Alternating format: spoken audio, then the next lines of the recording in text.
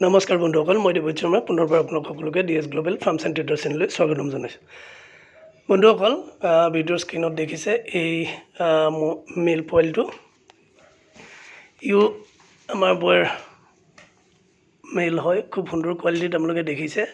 তাৰ বয়স মাত্ৰ 3 মাহ সময় পাৰ হৈছেহে আৰু, কিন্তু এইটো চাওক, এইটো মেল।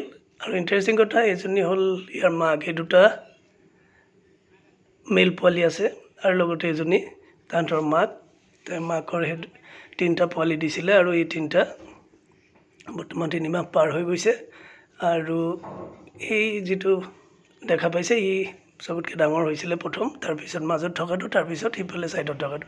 আৰু আজি বন্ধুসকল, এই পোৱালিটো গোৱালপাৰাৰ এজন ভাইটি, আমাৰ চিৰঞ্জিত বৰ্মন, তেওঁ বহুত দিনৰ পৰা মোৰ লগত যোগাযোগ কৰি আছিল। এই মেল পোৱালিটো লাগে বুলি কৈ আছিল। আৰু সেয়ে আজি যিহেতু দেওবাৰ, মই ঘৰলৈ আহিছোঁ আৰু ফাৰ্মলৈ, সেইকাৰণে আজি ইয়াৰ ট্ৰান্সপৰ্ট কৰাইছোঁ।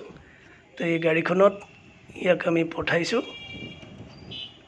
তো গাড়ীখনৰ ডিকিটো তাৰ কাৰণে বুক কৰা হৈছে আৰু খুব সুন্দৰকৈ এই ধৰণে আগতেও পঠোৱা হৈছে।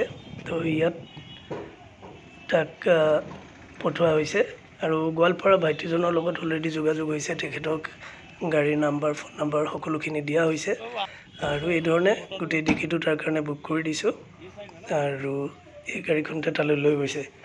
তো মই আজি ভিডিঅ'টো ভাবিলোঁ আপোনালোককো দেখুৱাওঁ কি ধৰণে বাছ ট্ৰান্সপৰ্ট কৰা হয়। তো এই ধৰণে পঠোৱা হয়। তো আজি ভিডিঅ'টো ইমানেই আছিল। চাই কেনে পালে জনাব, ছাগলীটোৰ কেনে দেখিলে সেইটোও জনাব। আৰু এনেকুৱা ধৰণৰ যদি বৰ্গত কাৰোবাক প্ৰয়োজন থাকে, যোনে ভাবি আছে ভাল কোৱালিটিৰ ব্ৰীড লৈ কাম কৰিম, তো তেওঁলোকে যোগাযোগ কৰিব পাৰে। আজি ভিডিঅ'টো ইমানেই আছিল। ধন্যবাদ।